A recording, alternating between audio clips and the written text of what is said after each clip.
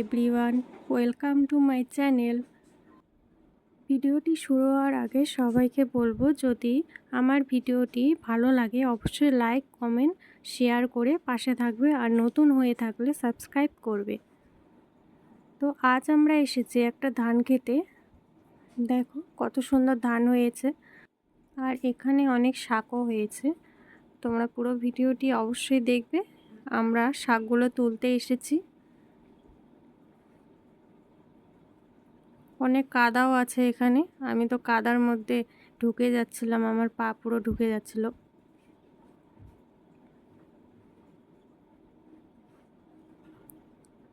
এই শাকগুলো তোমরা চেনো কি না অবশ্যই কমেন্ট করে জানিও তো, কে কে খেয়েছো। আমাদের এখানে অনেকেই চেনে না। মা তুলছে শাকগুলো, অনেক অনেক জায়গায় হয়েছে, তো খুঁজে খুঁজে তুলতে হচ্ছে এগুলো।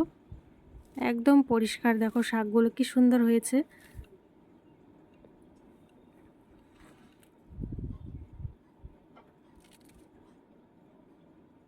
সাথে আমিও তুলতে বসেছি। আমি আবার তুলতেই পারছি না, এত কাদা হয়েছে। আর আজ প্রচুর গরমও পড়েছে। আর এই শাকে মূলত ভিটামিন বি এবং ভিটামিন সি পাওয়া যায়, আর হাড়ের সুরক্ষায় সহায়ক ভিটামিন কেও পাওয়া যায়। প্রচুর পরিমাণে ক্যালসিয়াম, ফসফরাস, সোডিয়ামও থাকে। আর অন্যান্য উপাদান যেমন ফাইবার, প্রোটিন, বিভিন্ন উপকারী ফ্যাটি অ্যাসিড এবং অ্যান্টিঅক্সিডেন্ট প্রচুর পরিমাণে থাকে। আর এই শাকটার নাম হলো শুষ্নী শাক, খুবই উপকারী।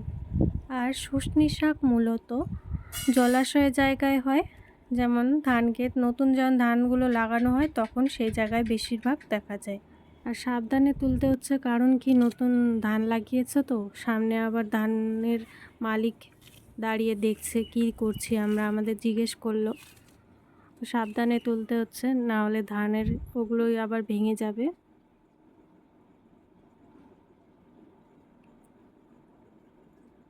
অনেকগুলোই পেয়েছি আমরা, আরও ছিল, তো অতগুলো আমাদের দরকার নেই। দেখো ওখানে একটা বক ঘুরে বেড়াচ্ছে কি সুন্দর করে।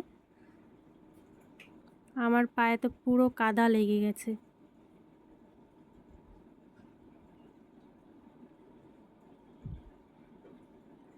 অনেকগুলোই পেয়েছি, এগুলোই আমাদের হয়ে যাবে, আর লাগবে না বেশি।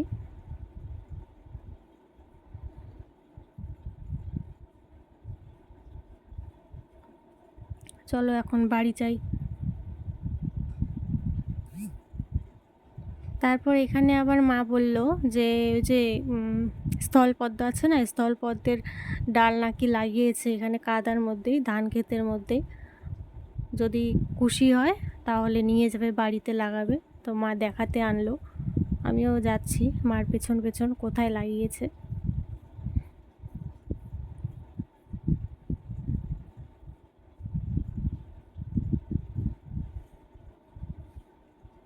আমাদের বাড়িতে থাকেই না এই গাছগুলো, যতবারই নিয়ে আসে মা লাগায়, হয় ঠিকই, কিন্তু জানি না কেন যে বেশি দিন থাকেই না গাছগুলো।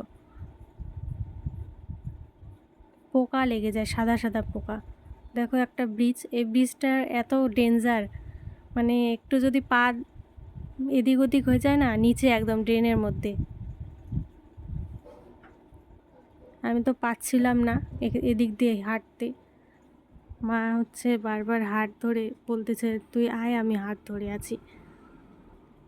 আসলে ভেঙে গেছে না ব্রিজটা, ব্রিজটা ভালোই ছিল, বর্ষার মধ্যে বৃষ্টির মধ্যে ভেঙে ভেঙে শেষ হয়ে গেছে। তারপর আমাদের এখানে জেঠিমাটি দেখতে পেয়েছে, জেঠিমা বললো আমাকেও ডাকতে, আমিও যেতাম, ভিডিও করতাম। তো নিয়ে যাওয়া হয়নি, তো জেঠিমা বললো এখানেই তাহলে আমার ভিডিও কর, ঝাড়ু দেওয়া ভিডিও।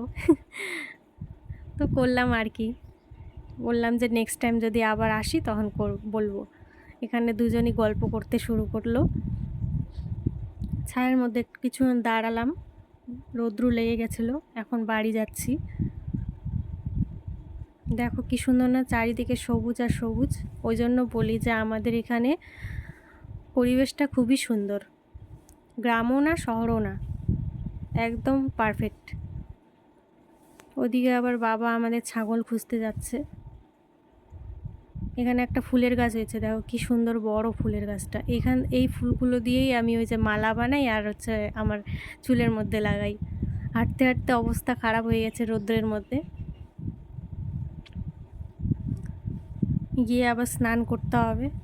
মা বলতেছে আমি কাদার মধ্যে হাঁটতেই পারছিলাম না, পা ঢুকে যাচ্ছিল। আমার স্নানও হয়ে গেছে আর এদিকে মা শাকগুলো বাছতেও বসে গেছে, সাথে আমিও আসলাম। তোমাদের দেখাই কীভাবে বাছতে হয়। এই দেখো, এই যে ডাঁটাটা আছে না, ডাঁটাটা ফেলে দিতে হয় আর শুধু পাতাটা নিতে হয়, কারণ ডাঁটাটা একটু শক্ত শক্ত তো, পাতাটাই নিতে হয়। এই যে এইভাবে পাতাটা নিয়ে